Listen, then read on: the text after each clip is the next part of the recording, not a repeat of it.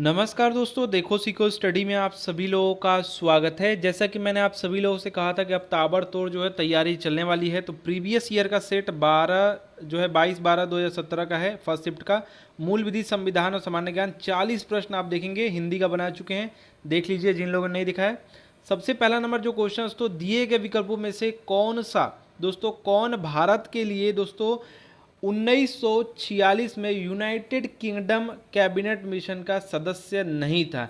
इनमें से जो है यूनाइटेड किंगडम का दोस्तों मतलब अंग्रेजों का मेन बात है, कैबिनेट मिशन जो था इसका सदस्य 1946 में कौन नहीं था। तो देखिए सबसे पहले याद रखना है कि 1946 दे दिया तो आपके लिए एक पॉइंट है, और कौन नहीं था ये पूछा है तो आपका जो है जॉन बटिस्टा जो है ये नहीं थे। ऑप्शन नंबर सी आपका राइट आंसर हो जाएगा।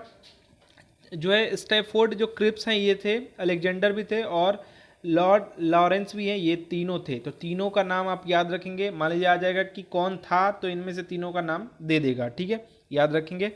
चलिए नेक्स्ट क्वेश्चन बात करेंगे। भारत में राज्य के नीतिक निर्देशक सिद्धांतों के संदर्भ में दिए गए वक्तव्यों में से कौन सा वक्तव्य सही है। दोस्तों लाइव जो क्वेश्चंस पढ़ाते हैं उनसे थोड़ा बच के रहिए, क्योंकि देखिए ज़्यादा से ज़्यादा क्वेश्चन कम समय में करने का प्रयास करिए। कम से कम क्वेश्चन करवाते हैं, लगभग 2 घंटे 3 घंटे रहते हैं, उसमें 20 क्वेश्चन 30 क्वेश्चन नहीं हो पाता है। तो रिकॉर्डेड क्वेश्चन थोड़ा फास्ट वाले पे करिए, ठीक है। तो देखिए सबसे पहला देखिए राज्य के नीति निर्देशक सिद्धांत के बारे में बात किया है। तो पहले तो याद रखें 36 से जो है आपका 51 तक जो है क्या है, नीति निर्देशक सिद्धांत है। तो यहाँ पर हमको क्या बोला है, वक्तव्य दिया है, ये सिद्धांत समाजवादी विचारधारा पर आधारित है, मतलब ये सही है या गलत है, ठीक है। बी में बोला है इनमें जनमत का सार निहित है और इनका उद्देश्य जनता की इच्छाओं को प्रतिफलित करना है। मतलब आपको बताना है कि इनमें से कौन सा सही है, ठीक है। ए में बोला गया ए बी दोनों सही है, बी में बोला गया ए बी दोनों गलत है, मतलब नहीं है, सी में केवल बी और डी में केवल ए। तो देखिए यहाँ पर जो राइट आंसर हो जाएगा, दोनों के दोनों राइट हैं दोस्तों। देखिए राज्य के नीति निर्देशक जो सिद्धांत है उसमें दोस्तों जो है ये दोनों के दोनों हैं, और 36 से क्या नहीं है याद रखिएगा। इसमें दोस्तों ये सिद्धांत समाजवादी विचारधारा पे हैं, और इनका जो उद्देश्य है वो जनता का जो इच्छा है उसको प्रतिफलित करना है। नेक्स्ट बात करेंगे रेल बजट के संदर्भ में निम्नलिखित में से कौन सा वक्तव्य सही है। तो देखिए प्रीवियस ईयर का क्वेश्चन है, ये प्रीवियस ईयर का क्वेश्चन है तो उस हिसाब से ही आंसर होगा। तो थोड़ा बहुत हम बता देंगे कैसे कैसे चेंज है। तो ए में है आपका भारतीय रेल का बजट संसद में अगले से प्रस्तुत किया जाता है। यहाँ पर दोस्तों भारतीय जो रेल बजट है इसका जो है यहाँ पर अलग होना चाहिए था, तो संसद जो है अलग से प्रस्तुत किया जाता है, और आगे बताया गया है इसे अलग से निपटाया जाता है वर्ष 2015 तक। मतलब अलग से जो है प्रस्तुत किया जाता है और अलग से निपटाया जाता है 2015 तक। आगे तो आप जानते हैं कि एक में कर दिया गया है। बी में है रेल की प्राप्तियां और व्यय भारत की समेकित निधि का हिस्सा है। सी में बोला गया प्राप्तियां और व्यय से जुड़ी राशियां वार्षिक वित्तीय विवरण अथवा बजट में जोड़ी जाती हैं। अब इसमें बताना है कौन कौन सा सही है, बी सी या फिर ए बी सी या फिर जो है ए बी या फिर आपका केवल ए। तो दोस्तों इसका जो राइट आंसर हो जाएगा वो आपका हो जाएगा ए बी सी तीनों।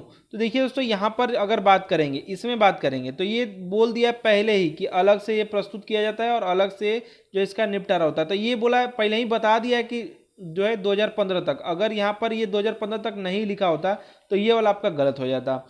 और अभी की बात करेंगे तो रेल में जो प्राप्तियां व्यय हैं ये समेकित निधि का हिस्सा है, और सी में बोला गया प्राप्तियां और व्यय जो है वार्षिक वित्तीय विवरण अथवा बजट में जोड़ी जाती है। तो ये सभी आपके राइट हैं, सही हैं। नेक्स्ट बात करेंगे 30 नवंबर 2017 को नीति आयोग राष्ट्रीय भारत परिवर्तन संस्थान, मतलब इसका नाम है, के उपाध्यक्ष कौन थे। यहाँ पर 2017 का डेट भी बोला है कि इस टाइम कौन थे।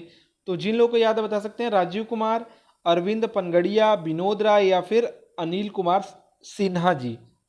तो देखिए उस समय की बात करें तो जो थे उपाध्यक्ष वो है राजीव कुमार, यानी right answer option number A हो जाएगा दोस्तों। और अगर बात करें जो इसका गठन है वो आपका 1 जनवरी 2015 है। जो है योजना आयोग का नाम आप जानते हैं नीति आयोग कर दिया गया है, और उसको प्रमुख की बात करें या अध्यक्ष की बात करें तो प्रधानमंत्री जो भी उस समय के रहेंगे वही रहते हैं, ठीक है। और अगर बात करें नीति आयोग का जो प्रथम अगर बात किया जाए कि कौन उपाध्यक्ष थे, तो ये याद रखेंगे अरविंद पनगड़िया। तो दोनों लोग का दिया है। चलिए नेक्स्ट बात करेंगे भारतीय संविधान लागू होने से पहले भारत का प्रशासन मूल रूप से किस दस्तावेज के अनुसार था। मतलब जब ये संविधान लागू नहीं हुआ था तब तक जो है क्या लागू था ये कह सकते हैं, या किस दस्तावेज के थ्रू हम चलाते थे। नेक्स्ट बात मतलब इसमें ऑप्शन जो है ईस्ट इंडिया स्टॉक जो है डिविडेंड रिडेम्पशन एक्ट जो है आपका 1873, और आपका दिया भारतीय स्वतंत्रता अधिनियम 1947, भारतीय सरकार अधिनियम 1935 या भारतीय सरकार अधिनियम 1919। तो देखिए आप जानते हैं बहुत सारे लोग ऐसा कहते भी सुने होंगे कि 1935 वाला जो है हूबहू कॉपी कर दिया गया, तो यही जो है 1935 के अनुसार ही चलता था। ठीक है, और अगर बात करें तो अभी भी हमारे संविधान में बहुत कुछ है जो कि 1935 से ही है। ठीक है, नेक्स्ट बात करेंगे भारतीय दंड संहिता के अनुसार इनमें से किस अपराध के लिए मृत्यु दंड दिया जा सकता है। कौन सा अपराध है जिसके लिए मृत्यु दंड तक मिल सकता है। ए में बोला जा रहा है धारा 121, भारत सरकार के विरुद्ध युद्ध की घोषणा अगर करते हैं तो यहाँ पर मृत्यु दंड मिल सकता है कि नहीं। बी में बोला है धारा 364 फिरौती के लिए अपहरण करते हैं तो इसके लिए मिल सकता है कि नहीं। तो देखिए ऑप्शन में ए में दिया है ए बी दोनों, बी में केवल बी, सी में केवल ए और ए बी दोनों नहीं। तो देखिए ध्यान दीजिएगा बहुत ही इंपॉर्टेंट है, ये दोनों जो अपराध हैं इन दोनों के लिए मृत्यु दंड दिया जा सकता है। और ये धारा आईपीसी की याद रखिएगा 121 में क्या है भारत के विरुद्ध युद्ध की घोषणा, और आपका 364 में क्या है फिरौती के लिए अपहरण। तो दोनों में जो है यहाँ पर option number A right answer हो जाएगा, जो है मिल सकता है मृत्यु दंड। नेक्स्ट बात करेंगे भारत सरकार के वित्तीय खाते से जुड़े भारत के नियंत्रक एवं महालेखा परीक्षक का प्रतिवेदन किसे प्रस्तुत किया जाता है। तो इनका प्रतिवेदन जो है ये किसे प्रस्तुत होगा, कमेंट बॉक्स में जिन लोगों को याद है बता सकते हैं। प्रधानमंत्री, केंद्रीय मंत्रिमंडल, राष्ट्रपति या फिर संसद। तो जल्दी जल्दी यहाँ पर करेंगे हम लोग। तो यहाँ पर जो है राष्ट्रपति दोस्तों जो है प्रतिवेदन जो है दिया जाता है। जो भी नियंत्रक एवं महालेखा जो परीक्षक हैं इनका प्रतिवेदन जो है प्रस्तुत किया जाता है राष्ट्रपति के लिए। नेक्स्ट बात करेंगे सूचना का अधिकार, आरटीआई की बात कर रहा है ये। ठीक है, अधिनियम के प्रावधानों के मुताबिक जो है प्रथम अपीली प्राधिकारी से संतोषजनक उत्तर न मिलने पर कितने दिनों के भीतर कोई व्यक्ति मुख्य चुनाव आयुक्त के पास अपील दर्ज करा सकता है। मतलब ये बोले हैं आरटीआई के अनुसार अगर बात करें तो 2005 है, याद रखेंगे।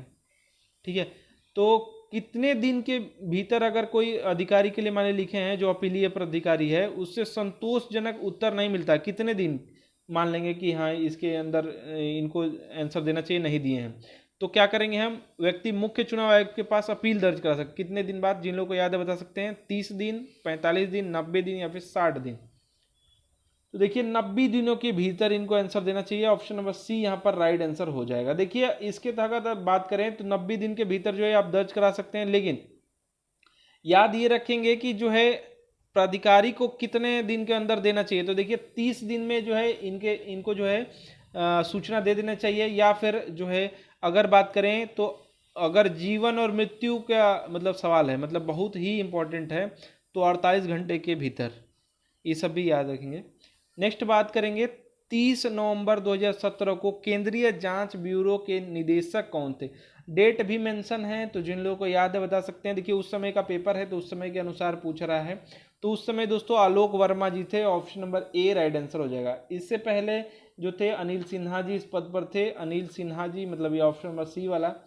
और आलोक वर्मा पर जो है अनियमितताओं का आरोप था जिसके कारण उनकी छुट्टी पर इनको भेज दिया गया। ठीक है, तो यहाँ पर ऑप्शन के हिसाब से आएगा आलोक वर्मा। ठीक है, चलिए नेक्स्ट बात करेंगे। और ऋषि कुमार शुक्ला जो हैं वो आपके 19 से हैं, फरवरी 2019 से।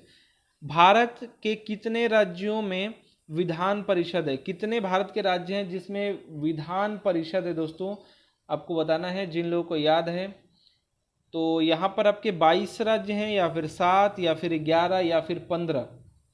तो भारत के दोस्तों जो है 7 राज्य हैं, जिसमें से जो है जम्मू कश्मीर, कर्नाटक, तो जम्मू कश्मीर उस समय के अनुसार ये आंसर है। आप जानते हैं कि अब जो है यहाँ पर जम्मू और लद्दाख 2 हो गया है। कर्नाटक, महाराष्ट्र और तेलंगाना, यूपी, ठीक है।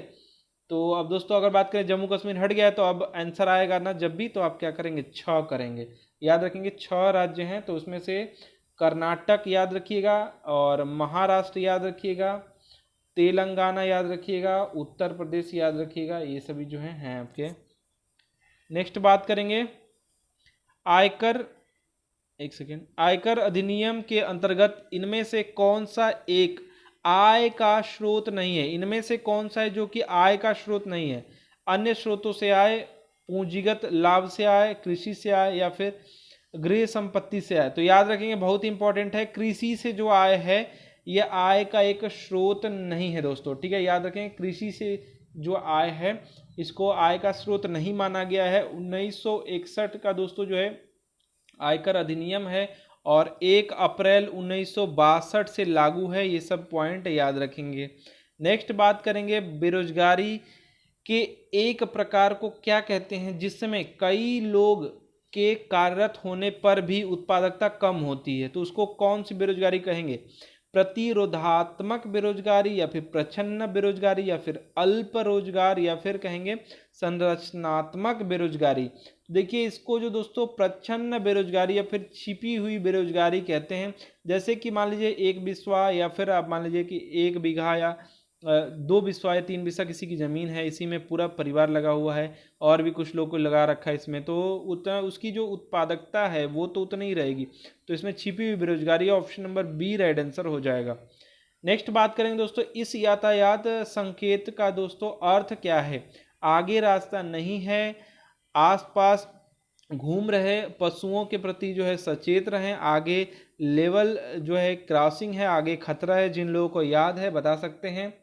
तो दोस्तों इसका मतलब जो है आगे खतरा है, ठीक है, याद रखेंगे, ये आगे खतरा है। आपके मोबाइल वोबाइल में भी ऐसा आता होगा, रोड पे भी ऐसा रहता है। नेक्स्ट बात करेंगे, भारतीय कानून के अनुसार अगर पुरुष की आयु खालिस्तान है से कम हो तो वह बाल विवाह माना जाएगा।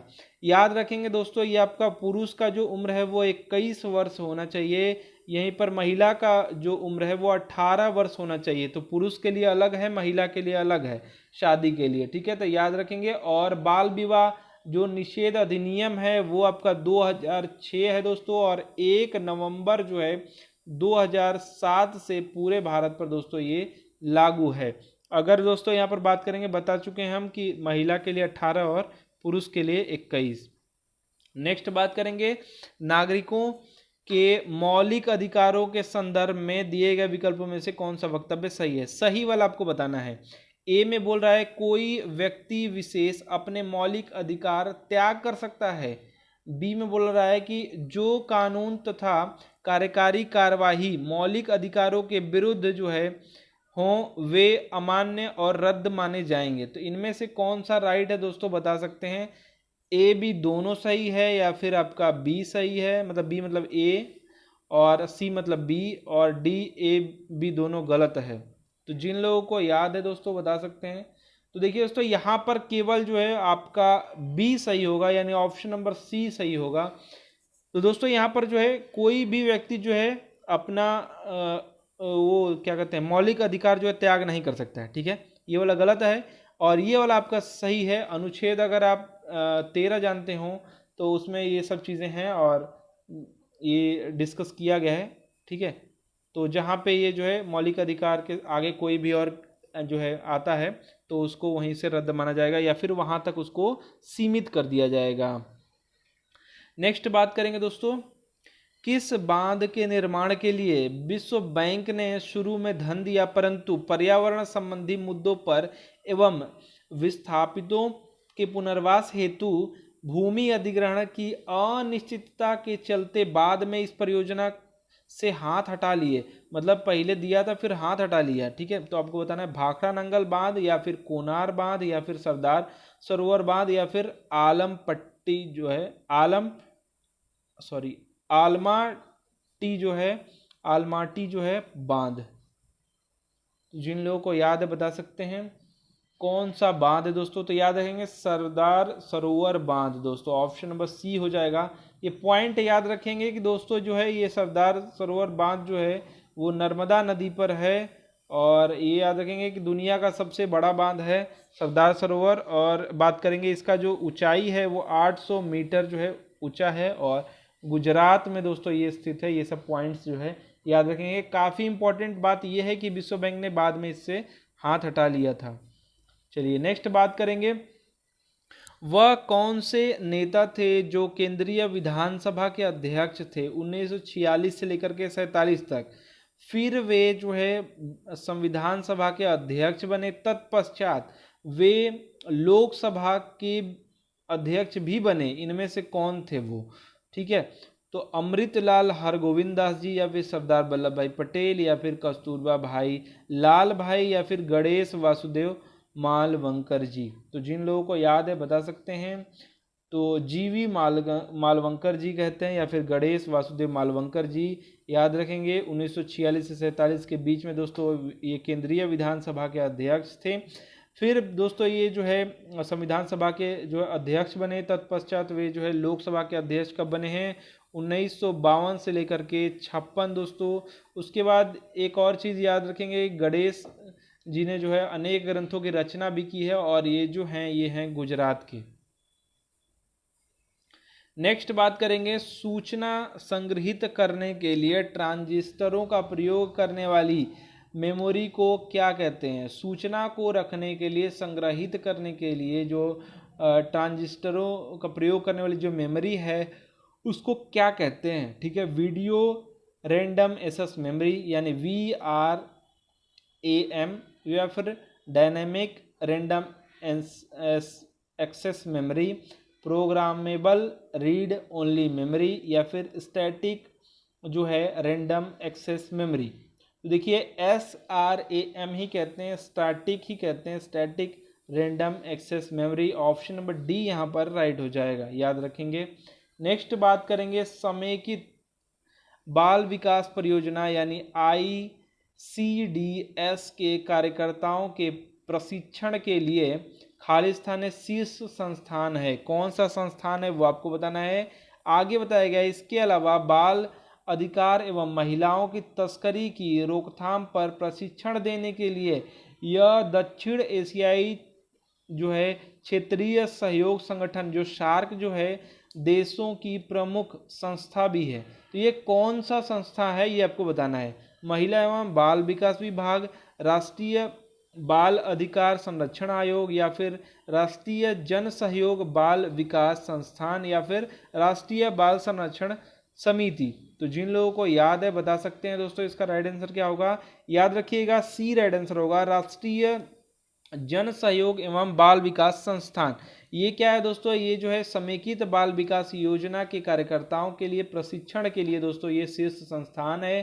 साथ ही साथ ये क्या कर रहा है, बाल विकास अधिकार एवं महिलाओं की तस्करी की रोकथाम पर जो प्रशिक्षण देने के लिए यह जो शार्क जो देश है इनकी प्रमुख संस्था भी है शार्क देशों में।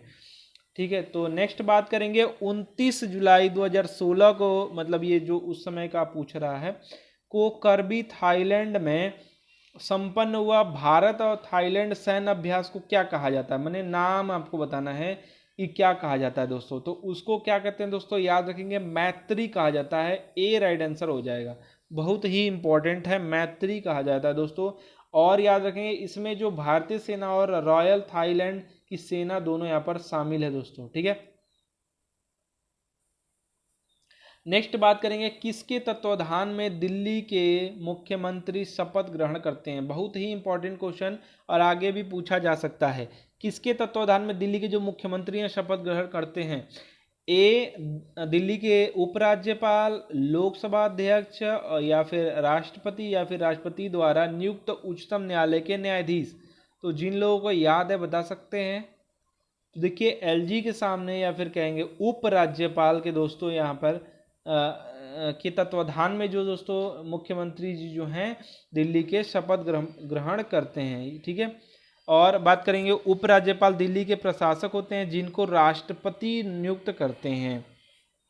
नेक्स्ट बात करेंगे होयसलेश्वर जो मंदिर है ये कर्नाटक में है, ये याद रखेंगे। कहाँ स्थित है? कर्नाटक में कहाँ स्थित है ये आपको बताना है। होयसलेश्वर मंदिर सभी लोग बताएंगे। देखिए हेलेबिंडु जो है यहीं पर ये स्थित है। हेलेबिंडु नामक जो स्थान है यहीं पर स्थित है होयसलेश्वर मंदिर। नाम भी है होयसलेश्वर और बिंदु कोई मान लीजिए कि होय में कोई बिंदु है, होयसलेश्वर जो है मंदिर है वहाँ पर है। ठीक है, तो हेले बिंदु याद रखेंगे। कर्नाटक में है ये याद रखिएगा। और ये बेंगलुरु से जो है ये 16 ही किमी पर है, 16 किलोमीटर दूर है। और ये जो है विष्णुवर्धन या फिर कहेंगे होयसल के जो राजा हैं उनके द्वारा ये निर्मित है 12वीं शताब्दी में। और ये मंदिर जो है बेसर शैली में बना हुआ है और भगवान शिव को समर्पित है। नेक्स्ट बात करेंगे, वर्ष 1990 में राष्ट्रीय विकास समिति के लिए केंद्रीय सहायता निर्धारित करने का एक फार्मूला तैयार किया गया था। इस फार्मूले का लोकप्रिय नाम, उस फार्मूले का लोकप्रिय नाम आपको बताना है। ध्यान दीजिए क्या बात कर रहे हैं, ये 1990 की बात कर रहे हैं। और राष्ट्रीय विकास समिति जो है एनडीसी ने राज्यों की योजनाओं के लिए केंद्रीय सहायता निर्धारण करने के लिए जो है एक फार्मूला जो है तैयार किया गया था। उस फार्मूला का नाम दोस्तों आपको यहाँ पर बताना है। तो जिन लोगों को याद है बता सकते हैं फार्मूला का नाम किसके नाम पर था। तो याद रखेंगे गाडगिल मुखर्जी फार्मूला। क्यों था दोस्तों गाडगिल मुखर्जी फार्मूला? तो याद रखेंगे इसका निर्माण जो है धनंजय रामचंद्र गाडगिल जी एवं प्रणब मुखर्जी, इसीलिए नाम है गाडगिल मुखर्जी फार्मूला। ठीक है, इन दोनों लोगों ने किया था। नेक्स्ट बात करेंगे किस जनहित याचिका। देखिए जनहित याचिका जरूर पढ़ लीजिएगा, बहुत ही इंपॉर्टेंट है। किस जनहित याचिका के मामले में न्यायालय ने सरकारी विभागों को यह निर्देश दिया कि वे झोपड़पट्टियों के विस्तार को रोकने के लिए समुचित कदम उठाए और निवास योग्य परिवेश बनाए। माने झोपड़पट्टियों का जो बढ़ रहा है इसको रोके और निवास योग्य माने बढ़िया से बढ़िया परिवेश रहने लायक बनाए। कौन से यहाँ पर जो है याचिका में बोला गया है? ए में बोला जा रहा है ABCD बनाम राष्ट्रीय राजधानी क्षेत्र दिल्ली, NCT या फिर अलमित्रा पटेल बनाम भारत संघ, परमानंद कटारा बनाम भारत संघ, समता बनाम जो है आंध्र प्रदेश। तो जिन लोगों को याद है बता सकते हैं कि किस में ये डिस्कस किया गया है। तो याद रखेंगे दोस्तों ये जो जनहित याचिका है वो है ऑप्शन नंबर बी, अलमित्रा पटेल जो है बनाम भारत संघ में दोस्तों ये बात की गई है कि न्यायालय क्या कर रहा है। ये भी याद रखिएगा कि 1998 में दोस्तों ये प्रस्तुत किया गया है। इनमें जो है पर्यावरण संबंधित जो निर्णय दिए गए हैं उसी संबंधित ये है कि जो है साफ सफाई या फिर झोपड़पट्टियों का निस्तारण के लिए, ठीक है, और निवास योग्य जो है जगह बनाने के लिए।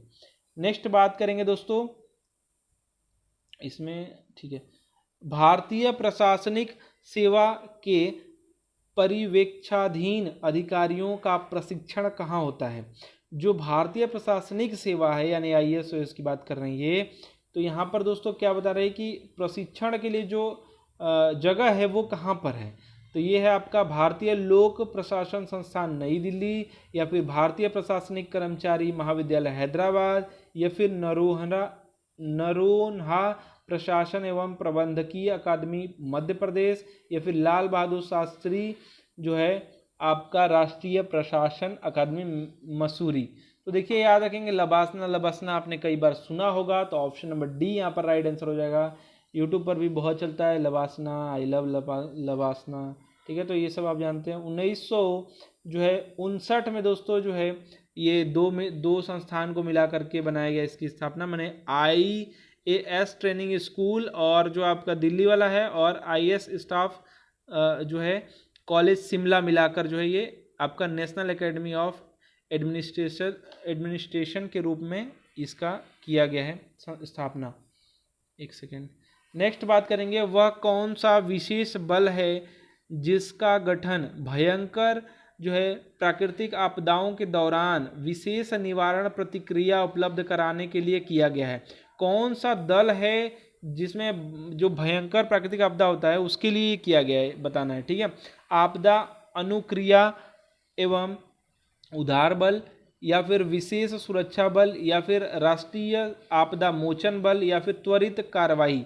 तो जिन लोगों को याद है, देखिए जब भी भयंकर प्राकृतिक आपदा होता है तो लोग जो है संकट मोचन को याद करते हैं, तो आप याद रख सकते हैं राष्ट्रीय आपदा मोचन बल। Right answer option number C हो जाएगा। यह बल जो है 24 घंटे अपनी सेवा पर तत्पर रहता है।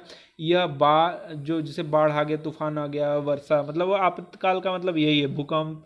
और इसकी जो स्थापना याद रखिएगा 2006 में दोस्तों ये स्थापना इसकी की गई है। डिजास्टर मैनेजमेंट एक्ट 2005 के तहत इसकी स्थापना की गई है।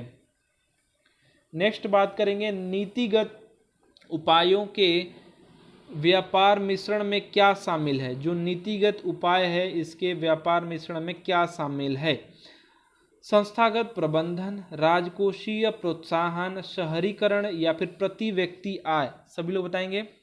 देखिए यहाँ पर नीतिगत उपायों का जो व्यापार मिश्रण है इसमें जो शामिल है वो जो राजकोषीय प्रोत्साहन है, प्रोत्साहन देते रहेंगे तभी तो होगा। तो यहाँ पर दोस्तों ये शामिल होता है, अर्थव्यवस्था को गति प्रदान करने के लिए राजकोषीय प्रोत्साहन दोस्तों अहम भूमिका निभाती है, आप जानते हैं। नेक्स्ट बात करेंगे, गैर बैंकिंग वित्तीय कंपनियों द्वारा प्रदान की जाने वाली किस प्रकार की एटीएम सेवा 100% प्रत्यक्ष विदेशी निवेश की अनुमति दी जाती है। बताइए जिन लोगों को याद है, पीला लेबल एटीएम या फिर सफ़ेद लेबल एटीएम या फिर हरा लेबल एटीएम या फिर भूरा लेबल एटीएम। ये बात क्या कर रहे हैं, गैर बैंकिंग वित्तीय कंपनी द्वारा, ठीक है, मतलब वो कंपनियां बैंकिंग नहीं है। और यहाँ पर दी जाने वाली क्या बात कर रहे हैं कि किस प्रकार का एटीएम है, सेवा है जिसमें 100% प्रत्यक्ष जो है विदेशी निवेश, जो फॉरेन इन्वेस्टमेंट है, ये अनुमति दी गई है। कौन सा लेबल का एटीएम है ये आपको बताना है। तो यहाँ पर कलर है पीला, सफ़ेद, हरा या भूरा। तो दोस्तों इसका जो राइट आंसर हो जाएगा व्हाइट लेबल या फिर सफ़ेद। तो ऑप्शन नंबर जो है आपका बी राइट आंसर हो जाएगा। व्हाइट लेबल या फिर सफ़ेद लेबल में दोस्तों 100% जो है फॉरेन इन्वेस्टमेंट का मंजूरी दी गई है। नेक्स्ट बात करेंगे, राष्ट्रीय कृषि और ग्रामीण विकास बैंक, नाबार्ड की बात कर रहे हैं। ये नाबार्ड का अब नाम आ गया तो याद रखिएगा, जो है 12 जुलाई दोस्तों जो है आपका 1982 में दोस्तों जो है स्थापना, याद रखिएगा, बहुत ही इंपॉर्टेंट क्वेश्चन है ये और एग्जाम में आता भी है। तो नाबार्ड द्वारा प्रदान किए जाने वाले कृषि ऋण की अधिकतम अवधि क्या है। कृषि ऋण दिया जाता है नाबार्ड द्वारा किसके लिए, राष्ट्रीय कृषि और ग्रामीण विकास बैंक जो नाबार्ड है, ये कृषि के लिए अधिकतम जो अवधि के लिए ऋण देता है वो कितने अवधि है, 10 वर्ष, 20 वर्ष, 15 वर्ष या फिर असीमित समय के लिए। तो जिन लोगों को याद है बता सकते हैं, अधिकतम 15 साल के लिए दोस्तों जो है ये ऋण देता है। तो ऑप्शन नंबर सी यहाँ पर राइट आंसर हो जाएगा। नेक्स्ट बात करेंगे, किसी मशीन अथवा नेटवर्क संस्थान को उन लोगों के लिए अनुपलब्ध कर देना, मतलब किन्हीं लोगों के लिए गायब कर देना या फिर ना देना, उनको उपलब्ध ना कर पाए, जो उस तक पहुंचने की कोशिश कर रहे हैं, जो लोग उससे पहुंचने की कोशिश कर रहे हैं उनके लिए अनुपलब्ध कर देना, मैंने ना कर पाए, उसे क्या कहते हैं। जैसे AOL, याहू या अन्य किसी व्यावसायिक नेटवर्क का अनुपलब्ध हो जाना सॉरी, उसको क्या कहते हैं, स्पाईवेयर जो है, रूट किट कहते हैं या फिर फिशिंग कहते हैं या फिर डिनायल ऑफ सर्विस कहते हैं। तो जिन लोगों को याद है, समझ में आ रहा है, बता सकते हैं। तो ये डिनायल ऑफ सर्विस कहते हैं, अनुपलब्ध कर देना कहते हैं। ऑप्शन नंबर डी यहाँ पर राइट आंसर हो जाएगा, अनेबल कर देना, ठीक है। चलिए, जैसे इंटरनेट पर एक्सेस करने से रोकना, ठीक है, ये सब होता है। नेक्स्ट बात करेंगे, कौन सा खनिज मांसपेशियों और तंत्रिका तंत्र को सक्रिय और नियंत्रित करता है। कौन सा खनिज है आपके शरीर में अगर रहेगा ना तो क्या होगा कि मांसपेशियों का और तंत्रिका तंत्र जो है इनको सक्रिय और नियंत्रित करता है। कौन सा खनिज, लोहा, मैग्नीशियम, जिंक या फिर फास्फोरस। तो देखिए दोस्तों, मैग्नीशियम जो है ये आपके जो मांसपेशी हैं उनको सक्रिय और नियंत्रित करता है। तो याद रखेंगे ऑप्शन में बी राइट आंसर हो जाएगा दोस्तों, ठीक है। ये सभी जीव जंतुओं तथा मनुष्यों में उपयोगी ये तत्व है, ये आप जानते ही हैं। चलिए नेक्स्ट क्वेश्चन बात करेंगे, बुलेट प्रूफ बुलेट प्रूफ वस्त्र बनाने के लिए कौन सी सामग्री का प्रयोग की जाती है, मतलब कौन सा इसमें से सामग्री का प्रयोग करते हैं? पीवीसी यानी पॉली विनाइल क्लोराइड, या फिर आपका पीईटी यानी पॉली इथीनिल टेरेप्थलेट, या फिर आपका मेलामाइन, या फिर स्पेक्ट्रा, किसका प्रयोग करते हैं आपको बताना है बुलेट प्रूफ जो वस्त्र बनाते हैं उसके लिए। तो देखिए इसका जो राइट आंसर हो जाएगा ऑप्शन में से स्पेक्ट्रा हो जाएगा, ऑप्शन नंबर डी। और कुछ और भी हैं उनका नाम याद रखिएगा, डाई इनिमा एक ये है अलग से, और आपका जो है एरामीड, इन तीनों में से कोई भी ऑप्शन आ जाता है तो ये सब याद रखेंगे, एरा जो है मीड, या फिर आपका डाइनिमा। नेक्स्ट बात करेंगे बनिहाल जो रेलवे सुरंग है ये कहाँ पर स्थित है? लद्दाख रेंज में, पीर पंजाल रेंज में, काराकोरम में, या फिर जास्कर में? तो बहुत ही इंपॉर्टेंट है ये, तो बनिहाल आपको देख करके ही समझ में आएगा जम्मू कश्मीर में है। और याद रखेंगे पीर पंजाल रेंज में दोस्तों ये स्थित है, पीर पंजाल रेंज में, पीर पंजाल दर्रा भी है, आप सभी ये सब जानते ही हैं। तो ये दोस्तों यहीं पर ये इसी रेंज में स्थित है, याद रखेंगे। और ये 7 मील है, यानी कह सकते हैं 11.2 के लगभग में, 215 के लगभग में जो है ये सुरंग लंबी है, ठीक है। और एक चीज़ बात करेंगे उत्तर दोस्तों, ये जो बनिहाल कस्बा है वो जम्मू कश्मीर राज्य के जो है बनिहाल कस्बे का जो वो है वो उत्तर हिमालय पर्वत से ये निकलता है, ठीक है। और जो बात करेंगे कि इसका जो निर्माण है, मतलब इस सुरंग की बात कर रहे हैं, तो सुरंग का जो निर्माण है वो 26 जून दोस्तों जो है 2013 को पूरा हुआ था, ठीक है। इसका जो परिचालन मैंने चालू हो गया वो है 27 जून को, ठीक है। तो ये 26 जून को हुआ था और 27 जून 2013 से जो है स्टार्ट है। नेक्स्ट बात करेंगे 21वें भारतीय विधि आयोग के अध्यक्ष कौन है? तो 21वें जो भारतीय जो विधि आयोग है इसके जो अध्यक्ष हैं वो थे जस्टिस बलबीर सिंह चौहान, याद रखेंगे जस्टिस बलबीर सिंह चौहान। ये 15 मार्च, देखिए उस समय का है तो पूछ रहा है 2016 करंट है ये, को जो है केंद्र सरकार ने उन्हें जो है इस पद पर नियुक्त किया, ठीक है।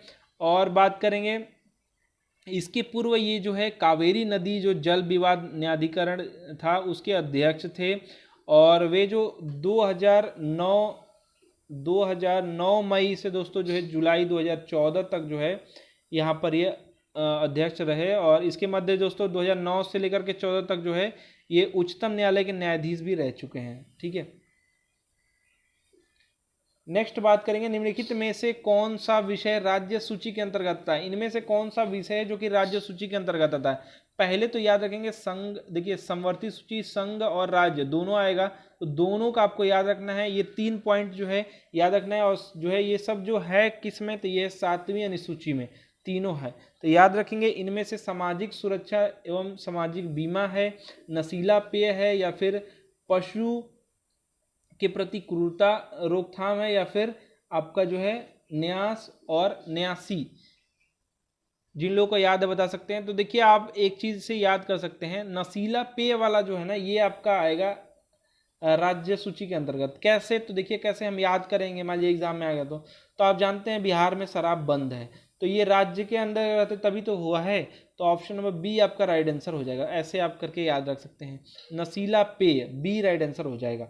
नेक्स्ट बात करेंगे किस ऐतिहासिक मामले में उच्चतम न्यायालय ने यह कहा कि, उच्चतम न्यायालय क्या कह रहा है ध्यान से सुनिए, कोई भी अविवाहित मां बच्चे के पिता को बिना सूचित किए और पिता का परिचय दिए बिना बच्चे की एकमात्र अभिभावक बनने का आवेदन प्रस्तुत कर सकती है। कोई भी मतलब लड़की है तो शादी नहीं की है और यहाँ पर जो है माँ बन चुकी है, तो वो बिना पिता के भी अभिभावक बन सकती है, ये बात कर रहे हैं, ठीक है। किस में ये कहा है? Supreme court. देखिए जब ऐसा मामला रहेगा तो छुप छिपा के होता है ना, तो ABC दिया है, तो ऐसे आप याद रखेंगे ABC, मतलब नाम उसमें नहीं दिया है, ABC बनाम राष्ट्रीय जो है राजधानी क्षेत्र दिल्ली NCT, याद रखिएगा ए राइट आंसर इसका हो जाएगा। अब मैंने ट्रिक भी बता दिया, ABC कोई नाम नहीं बताना चाहेगा तो ऐसे आप याद कर सकते हैं। इसमें क्या हुआ कि महिला कोई भी अभिभावक बन सकती है एकमात्र, मान लीजिए उसकी शादी नहीं हुई फिर भी। नेक्स्ट बात करेंगे जल निकायों में निम्नलिखित में से किन पोषक तत्वों में वर्धित स्तर के कारण अतिपोषण होता है। वर्धित स्तर के कारण अतिपोषण हो जाता है दोस्तों, तो ये कौन से तत्व के दोस्तों होता है? तत्व के अधि स्तर के कारण नाइट्रोजन, फास्फोरस, पोटेशियम या फिर मैग्नीशियम। तो दोस्तों जल निकायों में निम्नलिखित में से किन पोषक, मतलब कौन सा पोषक तत्व है? तो जल निकायों में दोस्तों जो बढ़ जाता है वो आपका बढ़ जाता है, तो यहाँ पर अति पोषण जो होता है फास्फेट के कारण हो जाता है। तो ऑप्शन नंबर जो है याद रखेंगे बी राइट आंसर हो जाएगा। अति पोषण हो जाता है वर्धित स्तर होने पे फास्फेट के। ठीक है, इसके तहत क्या होता है? जल में फास्फेट युक्त जो डिटर्जेंट हैं, उर्वरक तथा जो है मल जल की अधिकता हो जाती है। इससे जलाशयों में शैवाल की अतिशय वृद्धि तथा जो है ऑक्सीजन की कमी हो जाती है। इसी को दोस्तों जो है यहाँ पर कह रहे हैं अतिपोषण। ठीक है, और इस स्थिति में क्या होता है? सुपोषण इसको कहते हैं। नेक्स्ट बात करेंगे, भारतीय संविधान का कौन सा अनुच्छेद यह कहता है? क्या कह रहा है? राज्य देश के पर्यावरण के संरक्षण एवं संवर्धन का और वन्य तथा वन्य जीवों की रक्षा करने का प्रयास करेगा।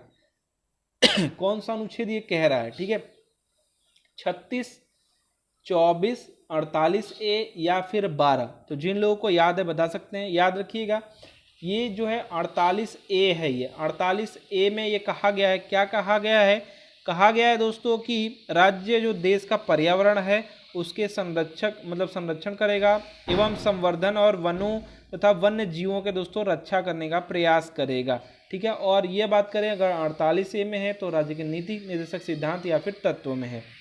नेक्स्ट बात करेंगे दोस्तों, देखिए जिन लोगों को याद है, क्वेश्चन है बहुत इंपॉर्टेंट, ये राज्य के नीति निर्देशक सिद्धांत या फिर जो तत्व हैं ये किस देश से लिया गया? जिन लोगों को याद है कमेंट बॉक्स में बता सकते हैं।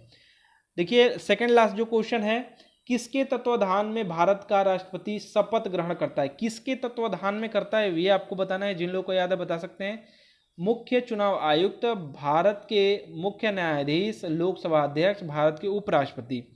तो देखिए तत्वाधान में करता है राष्ट्रपति जो है भारत के मुख्य न्यायाधीश के तत्वाधान में जो है शपथ ग्रहण करता है दोस्तों। अर्थात अगर राष्ट्रपति दोस्तों शपथ जो ग्रहण करेगा वो मुख्य न्यायाधीश के तत्वाधान में करेगा या फिर मुख्य न्यायाधीश ही दिलाता है शपथ। नेक्स्ट है टर्फ। टर्फ जो रॉक है या चट्टान है जो, ये किसका एक उदाहरण है? टर्फ जो है वो किसका उदाहरण है? अभी मैं एक ट्रिक बताऊंगा, इससे आप याद कर लेंगे। जिन लोगों को याद है बता सकते हैं कौन से जो है चट्टान का ये उदाहरण है। तो ये है अग्निमय। देखिए आप सुने होंगे कि गाड़ी में टॉर्क होता है, तो इससे याद रखिएगा टॉर्क मतलब चिंगारी या फिर आगी ऐसे छोड़ता है तो गाड़ी स्टार्ट होती है। आप जानते होंगे टॉर्क कम है, टॉर्क ज़्यादा है, ऐसे करके। तो अग्निमय चट्टान दोस्तों टर्फ रॉक का जो है एक अग्निमय चट्टान का ये उदाहरण है। तो दोस्तों ये आपके 40 क्वेश्चन हो गए। आगे नेक्स्ट वीडियो का इंतजार करिएगा। एग्जाम से बहुत पहले ये सभी जो है प्रीवियस ईयर कंप्लीट करा दिया जाएगा। वीडियो को अधिक से अधिक लाइक शेयर कीजिए। हमारा वीडियो देखने के लिए धन्यवाद।